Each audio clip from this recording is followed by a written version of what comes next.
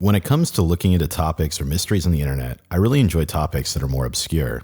It's refreshing to look into things that aren't covered to death, and it allows me to bring attention to something likely close to being solved. The number we're going to be looking in today isn't something I would generally look into or even consider as an internet mystery. It might be arguable that this isn't even an internet mystery whatsoever. This number and all of the strange things surrounding it, in essence, is a real-life incident that has only been kept alive by the internet. What we're going to be exploring is 20 some odd years of first-hand accounts to try and figure out what happened with what may be the most mysterious phone number that existed in the 90s.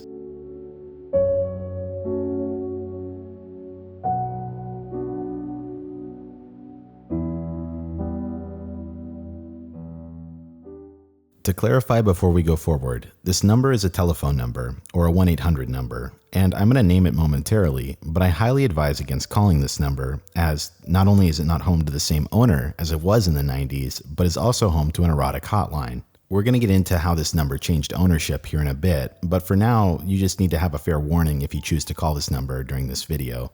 With that disclaimer out of the way, let's get to the number. It's 1-800-GOLF-TIP. While that might seem incredibly random, just know that things are about to get a hell of a lot weirder. For further background, we're going to dive into the rumors regarding this number, as it appears countless times in Google searches, and as you'll soon learn, people are just as confused as to what happened to this phone number as we are. At first, I thought this was some prank number that was meant to make you call an erotic hotline, but after messing with all the possible combinations, none of them were even remotely funny enough to make a joke out of. I'm going to leave all of the numbers here on screen and their positions, and maybe you can come up with a combination that will make sense to this entire situation.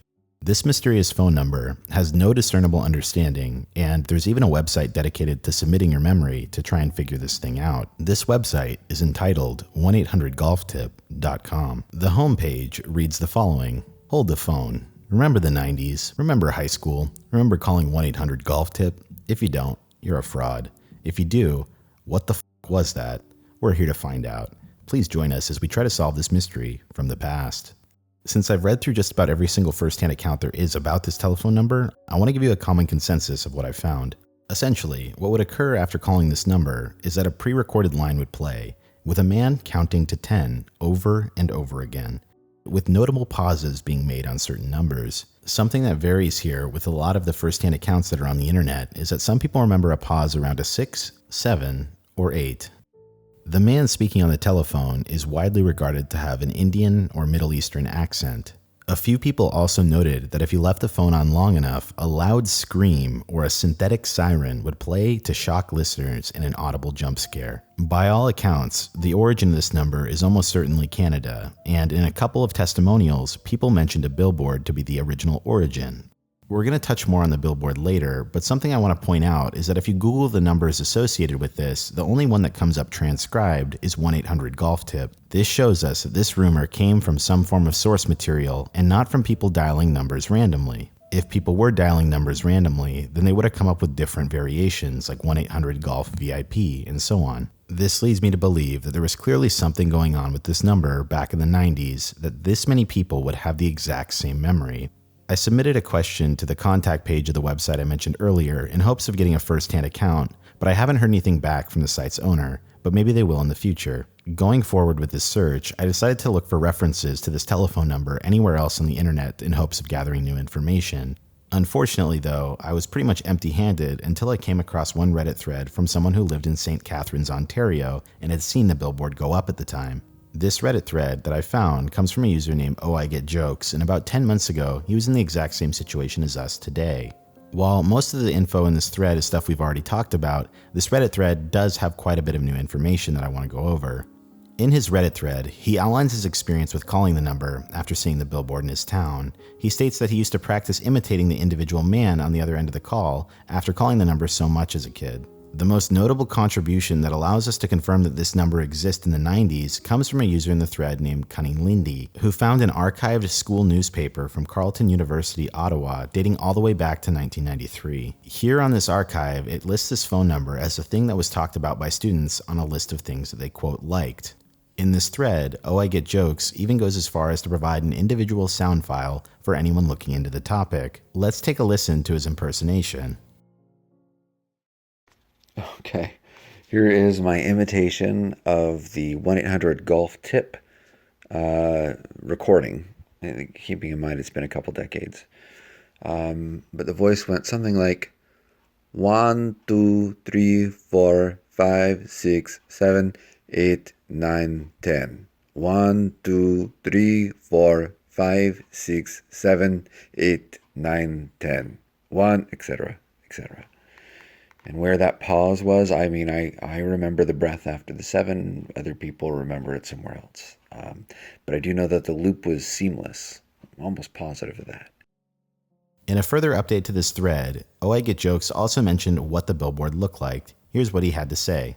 This was 20 years ago, but to the best of my recollection, full color with a close-up of a golf ball, a club angled away from the camera, green grass, and some blue in the upper left. 1-800-GOLF tip was in a big yellow 3D lettering. I reached out to ohigetjokes, and he told me the town it was spotted in was St. Catharines, Ontario. This means that by 1993, this individual number had spread by word of mouth over 600 kilometers. In another 4chan thread from 2017, we learned that the billboard was across from an old bijou theater, and after reaching out to ohigetjokes and asking him about the location, he mentioned that the theater had a bijou arcade on the first floor and a theater on the second floor. Since then, this theater has been torn down and replaced with a Tim Hortons. I even managed to get a picture of what this billboard looks like today. Something to note here is that this billboard is rather small, meaning it wouldn't have been too incredibly expensive in this town. By the way, I've linked ohigetjokes down below as well as his thread, as I'm incredibly appreciative of posters who take time to get back to me within 15 minutes and provide additional info almost a year later after making their post. That being said, as much as I trust very friendly Canadians, I still wanted to look a bit further into this and decided that I'd look into the number itself. This dropped me into an entirely separate rabbit hole. By looking into who owns 1-800-GOLF tip today, I managed to find the company by the name of Mayfair Communications. The date listed for this number being updated into the 1-800 database is January 20th, 1998. What's interesting here is that this was updated 5 years after it's referenced in the student magazine. Since we have this discrepancy here, I wanted to look into Mayfair Communications as a company to try and figure out what happened to this number. After Googling Mayfair Communications, I found that quite a few businesses came up. We can cross-reference the number we're given on the 1-800 directory, and it gives us this company called Mayfair Communications in Philadelphia, Pennsylvania. In my opinion, this company seems sketchy. Something to note about Mayfair Communications is when you Google them, a large number of scam reports seems to be associated with this company. Mayfair Communications Incorporated doesn't even appear to have its own website, which is incredibly suspicious. I'm not even entirely sure if Mayfair Communications is still even in business. After doing a bit of digging, I believe this company was taken over by another company called Primetel Communications. What's interesting is that Primetel was also located in Philadelphia, and they own some of the same numbers. My best guess is that Primetel took over the number and never updated the 1-800 record. What's interesting is when you search Mayfair Communications on Google, Primetel even comes up on the first page despite never directly referencing them. After looking into what Primetel Communications does as a company, it's crystal clear as to what happened to 1-800-GOLF tip. This company is notorious for hoarding millions of phone numbers and buying them as soon as they expire. This company is well known for redirecting any number it buys to an erotic chat line. This leads me to believe that Mayfair Communications scooped up this individual phone number in 1998 and then was taken over by Primetel, if they're not one and the same. The reason that I believe it's important to understand what happened to Mayfair is that it allows us to rule out that this was ever a joke phone number meant to call an erotic hotline. By referencing that student newspaper, we learned that 1-800-GOLF tip did have a previous owner, as it was referenced there. Now the big question still remains though, what is the purpose of 1-800-GOLF tip? Why would someone go through all of this trouble just to set up a phone number and perhaps a billboard and get people to call it? I'm going to throw forward 3 theories as to what happened, one of which I favor immensely. Keep in mind, since there's no original recording and all we have are first-hand accounts, it's hard to say anything definite. The first theory that seems to be passed around a lot around this phone number is that this was some kind of social experiment or hoax. But one thing that doesn't line up here is that if this was a hoax just to mess with people, why sink money into it for no payoff potentially? There definitely could have been cheaper ways to get this phone number jump-started. Since you couldn't leave messages for this individual phone line, it's hard to see why someone would get satisfaction out of trolling this way. The only other way to hear about what you had done and set up a billboard and created a graphic for would be from word of mouth, and while this seems possible, let's look into other theories. The second theory is that the person who paid for this billboard passed away or something happened to them after setting it up. They could have used this counting to 10 recording as a placeholder, but that doesn't seem to explain away the scream that was heard at the end or the siren. The only way to know for sure is to see who paid for the billboard and see if there's an obituary for them, but good luck finding who paid for it. The last theory is the one that I would like to entertain the most, as it requires the least assumptions and provides a motive.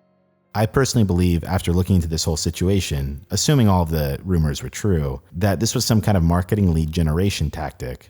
And if you don't know what that means, it was likely a way to collect phone numbers for telemarketing purposes. Caller ID was definitely around at this time, and it could have been a ploy to get people to intentionally call in with a cryptic phone number. That way they could collect active, fresh phone numbers to be sold to later on. This makes sense in my opinion, as telemarketing was much more lucrative in the 90s and was gaining traction. Cold calling would have been much more effective, and today we kind of get robocalled every 2 seconds, but people in the 90s were not used to that. At this time, there wasn't even a do not call list until 2004, so it would make sense that this was some kind of tactic. They paid for a relatively small billboard and could have gotten thousands of phone numbers over its existence. People clearly passed this thing around like crazy, so this would have been a goldmine. This theory provides a motive for paying for the billboard and shows how they could have made their money back later on. They could have even directly sold these phone numbers to other companies in the area. But as far as this mystery goes, this is my best guess. Keep in mind, this is somewhat logical, but it's still complete conjecture as it's based on first-hand accounts that we can't even technically prove to this day. In conclusion, I want to point out that what I'm providing is based off of first-hand accounts, and unless someone comes forward or new evidence comes out, it's really hard to say anything for certain. If there's something I've learned from rumors and first-hand accounts is that they're incredibly inaccurate, so like I said, this is my best guess. What we have left today is an internet urban legend, and while it's fun to entertain theories, I'd love to know what you guys think about this entire thing. As I said, I'll leave that one thread linked down below if you guys want to look into this for yourself, and if we can come up with something new, that would be awesome. But for now, this is Barely Sociable. Have a good night.